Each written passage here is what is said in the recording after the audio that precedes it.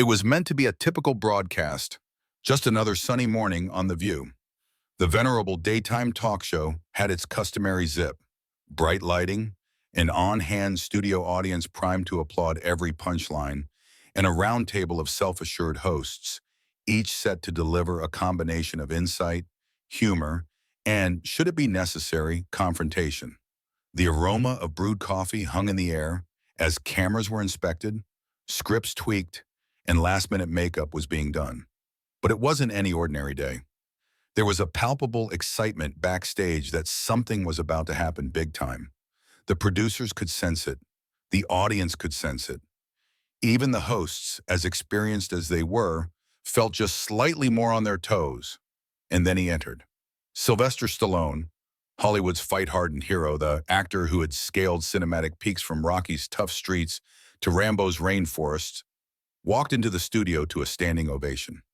Sporting a charcoal gray suit, sunglasses inserted into his breast pocket, and that inimitable Stallone grin, he exuded an aura of serene strength that immediately dominated the room. For everyone in the crowd, this was more than a celebrity spotting, bro. This was the Stallone, the fellow who motivated generations to fight harder, think bigger, and never quit.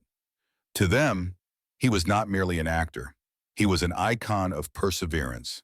He welcomed each host in a warm manner, hugging and shaking hands, laughing briefly. Joy Behar teased, "We've got Rambo in the house. I hope we don't start any fights today." The crowd laughed. It was light, it was charming, temporarily. The program began as it always did. Intro music ran, the hosts made their opening statements, and the featured guest was up. Stallone was introduced in a montage of his biggest moments. The iconic "Yo Adrian" phrase, images of him gritting through agony, giving monologues about hope, and carrying celluloid baggage with brawn and gravitas. As he sat down, there was more applause in the studio. But beneath all the clapping and smiling, something else was brewing. Tension. Unseen at first, subtle as a wind before a storm. The first questions were cautious and respectful. Who was the inspiration for his new work? What was it like coming back to television with a streaming show? Did he ever imagine Rocky becoming such an international legacy? Stallone responded with charisma and introspection.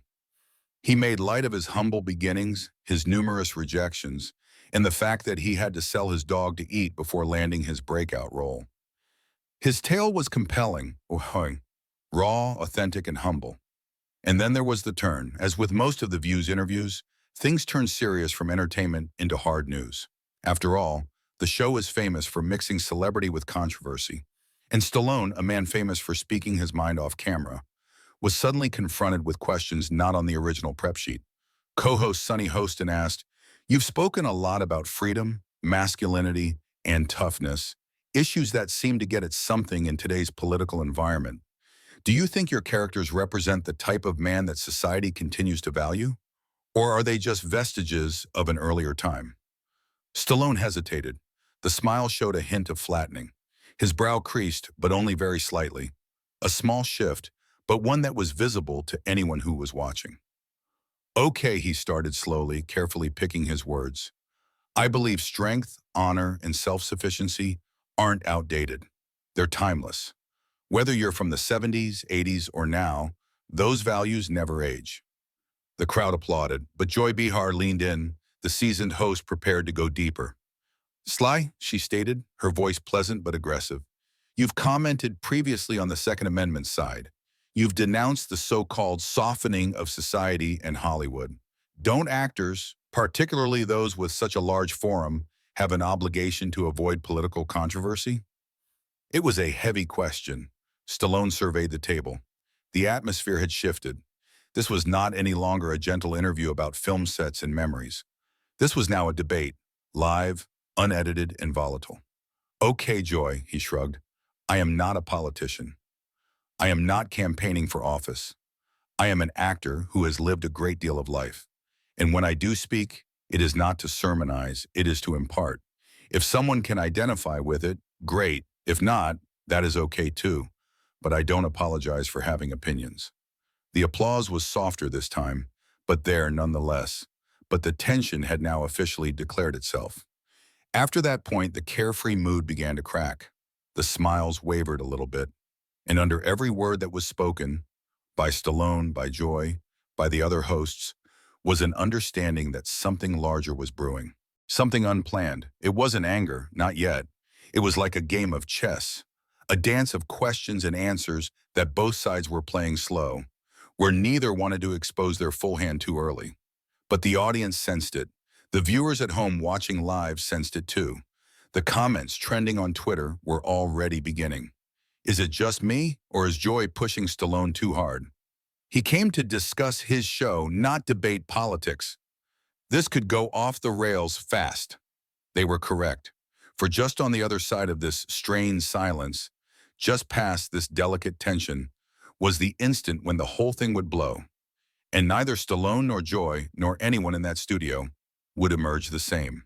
When opinions collide, Joy Behar challenges, Stallone live on air. Once the initial warmth and nostalgia of the talk started to wear off, things picked up noticeably. The stage of The View had gradually moved from a warm living room conversation to a more intense game. The lights remained the same, the mugs were still in the right places, but the atmosphere, that intangible flow of energy between the host desk and the crowd, had started to buzz with something a lot less relaxed than celebrity gossip. Joy Behar, noted for her quick wit and blunt opinion, leaned forward a bit, indicating she was going to change tack. As a co-host with years of TV under her belt and a reputation for interviewing high-profile guests on touchy subjects, Joy was not prone to letting Hollywood stars go by without fielding the tough questions. And today, her attention was fixed firmly on Sylvester Stallone. "So, Sly," she said with a voice that was both casual and confrontational, "you voiced support for the Second Amendment and criticized certain Hollywood trends." The room instantly tensed. Even the phrasing of her question felt like it was loaded with layers. Not just a request for information, but a subtle accusation masked in curiosity. She continued, her tone sharpening. "Don't you think actors, especially ones as influential as yourself, should stay out of politics?" There it was, the match thrown on gasoline. The studio audience let out a collective murmur. Surprise and anticipation all wrapped into one. This wasn't about cinema anymore. It was about power, accountability, identity. And for a star such as Stallone, whose career often is linked to toughness, freedom of choice, and survival in the face of adversity, it resonated. Stallone's response was instant, but restrained. A seasoned old hand at hundreds of interviews and on-screen confrontations, he didn't blink. He smiled. Not far, not easy, but the kind that says, "I see where this is going." "I don't push politics," Stallone said calmly. "I speak about what I think, just like you do." It was a quiet but strong deflection. He wasn't denying his opinions, and he wasn't apologizing for them to them. He was simply reminding the room, and the millions viewing at home, that freedom of opinion isn't a single-sided right. But Joy wasn't retreating. She raised an eyebrow and leaned in closer. "But don't you think that when you blog online about guns, about freedom, or about some policies, you're affecting millions of people? You can't have it both ways. You can't say, I'm not political, and then blog things that are really political." It was the sort of challenge that could not be ignored. The studio lights, which had been warm and atmospheric, now were cold and inquisitorial. The audience sat rigid, torn between respect for a legend and the excitement of live confrontation. The other hosts, Whoopi Goldberg, Sonny Hostin, Sarah Haynes, sitting across from him at the table, all of a sudden seemed quieter. Sonny gazed down at her notes. Sarah discreetly cleared her throat. Whoopi shot a sideways look, the sort that says, "This could get ugly." And yet still, Stallone didn't yell, but his demeanor changed. The shoulders squared, the smile vanished. What took its place was the same icy concentration that had caused Rocky Balboa to stare down Apollo Creed and John Rambo to take on whole armies. Except this time, the adversary wasn't make-believe, something awkward. There was a live audience, a panel of forceful hosts, and the public glare of a highly politicized media atmosphere. "Joy," he told it quietly, at a lower volume, When I speak, I'm not doing it to reform the world. I'm just telling mass truth. I was brought up tough. I believe in personal responsibility. I believe in people's right to protect themselves. That is my truth. If that offends people, maybe they need to ask themselves why. It wasn't a defensive answer. It was a challenge of his own.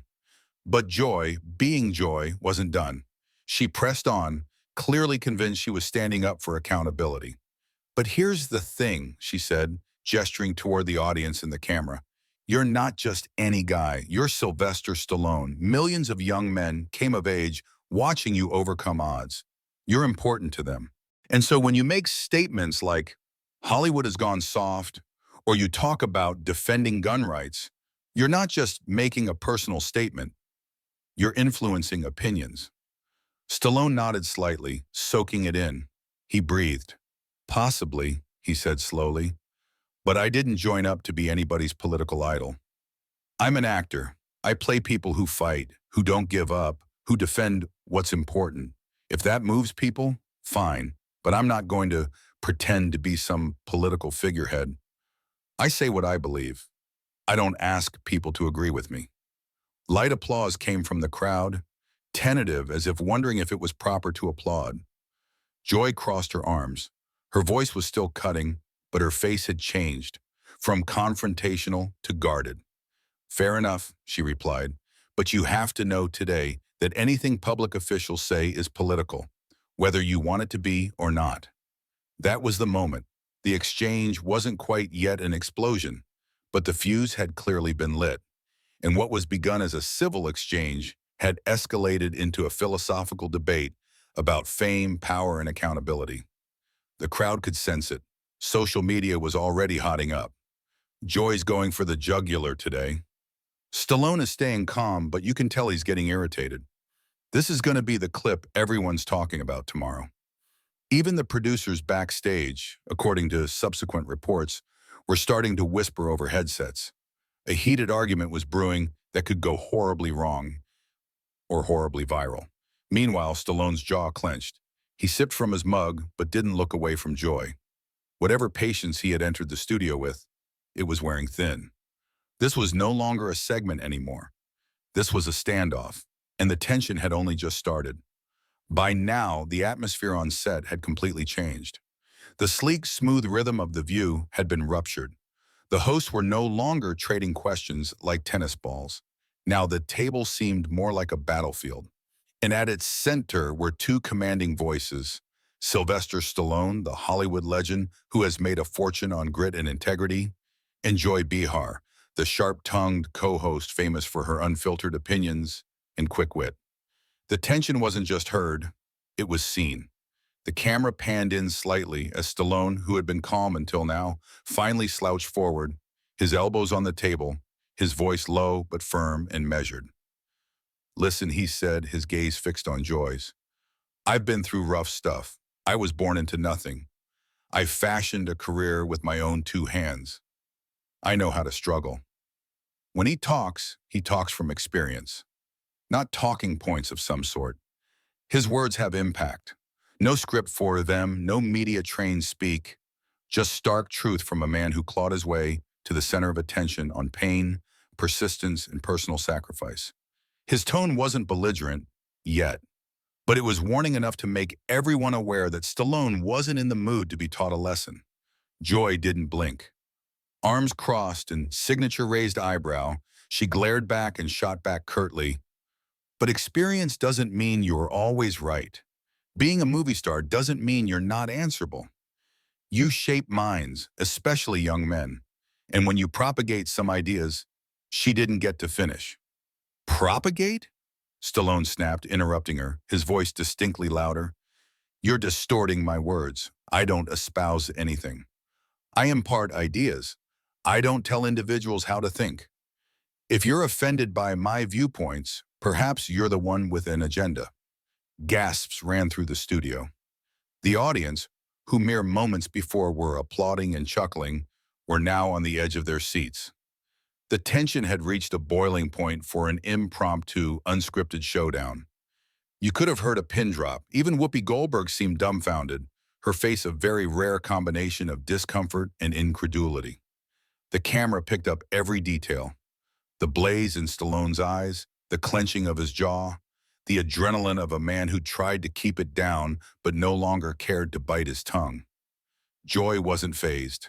Years of live television had taught her to be ready for moments like this one. She sat back in her chair, her voice icy now. "You're evading, Stallone," she retorted. "This is a talk show. If you can't take criticism—" "Criticism?" Stallone cut in again, his voice slicing through the air like a blade. "This isn't criticism. This is an ambush." Boom. That was it. The breaking point. The room came to a standstill. Even the control booth producers were panicking. Camera operators glanced at one another, debating whether to cut to advertisements or continue rolling. But the director, realizing that this was TV gold, left the feed live. Joy sneered, obviously shaken for the first time. "An ambush? Please. You knew we ask real questions on this show." Stallone did not back down. "Real questions are fine, but don't just sit there and pretend to be objective. You've already decided about me before I even sat down. This isn't an interview, it's a setup." The quiet that ensued was heavy and tense. The co-hosts stared from Joy to Stallone, and then at one another. Sarah Haynes fumbled for her coffee. Undefined, Sonny Hostin made a courteous but nervous smile. Whoopi appeared to consider whether to intervene or allow the fireworks to unfold. Joy, attempting to regain control, stated, "This is The View, not a movie set.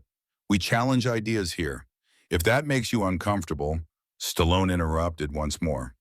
"No, you attack people who don't fit your mold. And when you don't toe your line, you call them irresponsible or dangerous." His tone wasn't just firm now, it had emotion. This wasn't policy or social media statuses. This was personal. This was about a man who spent decades gaining respect, now publicly questioned for expressing his own values. Joy looked momentarily taken aback. "Are you saying we shouldn't ask difficult questions?" she said, her voice nearly defensive now. "I'm saying there's a distinction between difficult questions and loaded charges," Stallone retorted. "You invited me here based on the notion that we'd have a conversation. But all you care about is gaining points by distorting what I say." There were some audience members who clapped for Stallone. Others remained motionless, having no idea whom to cheer for. Online, Twitter was going wild. "This is crazy. Joy Behar is going too far. Stallone just bodied The View live. Why invite guests if you're going to grill them like criminals?" News outlets were already drafting headlines. "Stallone clashes with Joy Behar live on The View. Hollywood legend fights back on daytime TV. Unscripted drama erupts as Stallone calls out ambush." Back on set, Stallone took a breath, looked down at the table, then slowly turned to face the audience. "I came here in good faith," he said, "to talk about my new project, my journey, and the lessons I've learned. But what I've received instead is judgment, hostility, and a blatant effort to distort who I am." He stopped. "I've spent my life defending myself, on and off screen. I'm not going to do that now." The crowd applauded, louder this time. Joy, recognizing the tone had gotten away from her, attempted to temper her approach. "Sly, I think we've just encountered a misunderstanding." "No, Joy," Stallone answered, rising slowly. "We've crossed a line, and you've crossed it." With that, he started to unplug his microphone. The hosts stunned. The producers rushed. The moment, unforgettable, cringe-worthy, totally real, was already lighting up headlines in every major outlet. And just like that, the storm had broken in full. "I've had enough." When a Hollywood icon walked away from The View, the tension had reached its breaking point. All of the at-home viewers could feel it. The studio audience, which had begun the show smiling and applauding, now sat transfixed. The room's energy was no longer humming. It was charged, but in the worst possible way. Sylvester Stallone, who had maintained his dignity through ever more aggressive interrogation, now stared straight at the camera. Not at Joy Behar, not at the audience, at America. "I only came here to discuss my work, my biography," he said. He said gingerly, taking off his microphone. "Not to be judged splaytexty on the air. I appreciate alternative opinions, but I refuse to be cornered and disrespected. His tone wasn't boisterous. It didn't have to be. It had the gravitas of a man who had spent an entire lifetime being underestimated, doubted, and tested, on and off camera. But this time he was choosing to walk away. He then turned to the co-host with a nod of polite finality. "Thanks for having me," he said, "but I've had enough." And with that, he stood up. There were no dramatic shouts, no slamming of doors, no curse words. Just one man making a choice that his pride was worth more than a few more minutes on screen. The studio was shocked into silence. You could hear the quiet creak of him pushing his chair back, the rustle of his suit jacket, the low whir of a hot mic turning off. Joy Behar blinked, speechless for the first time that day. Her lips parted to speak, maybe to excuse herself, or maybe to cut him off, but the words never materialized. The co-hosts on either side of her squirmed. Sarah Haynes had her hand mid-rise, as if she would have liked to calm things down but was unsure how. Sonny Hostin looked nervously at the producers. Whoopi Goldberg sat back in her seat, looking a combination of stunned and, well, that just happened. The camera remained on Stallone as he walked away from the set. There was no music, no voiceover, no planned segment break. This wasn't scripted. And then, like waking up from a trance, the producers cut to commercial. Every time the cameras cut away, the set became chaos. Earpiece-carrying crew members rushed. Floor managers were barking into walkies. Segment producers were frantically whispering into headsets. They just lost. One of their largest guests lived. Joy, looking dazed, turned to her staff. "Did we cross a line?" Nobody knew. Nothing had prepared her executive producer, pacing backstage, already on the phone to PR reps, lawyers, and the network crisis team. This wasn't a terrible interview. This was a going viral moment waiting to happen. And it didn't take long. Social media explosion. Before the show had even come back from commercial break, the internet was already ablaze. On Twitter, now X, the hashtags went wild. Stallone storms, off-tash, The View, Meltdown, Joy Visas, a slime, live TV drama, screen clips of the moment, rough screen recordings, live tweets, GIFs, went viral. TikTok content creators were already uploading reaction videos. YouTubers started prepping breakdowns. Instagram stories were packed with opinions, memes, and support on both sides. Stallone did better with that than most people would have. Joy Behar needs to know when to shut up. "That was awkward AF, but wow, that was authentic." Finally, someone called out The View's toxic format. In a matter of minutes, media outlets ran headlines. Stallone walks off The View after tense exchange with Joy Behar. Variety awkward TV moment. Stallone exits set mid-interview. TMZ, Joy Behar. Under fire after blistering on-air argument with Stallone. Daily Mail. Sly says no more. Actor stands up for integrity and viral walk-off. Entertainment Tonight.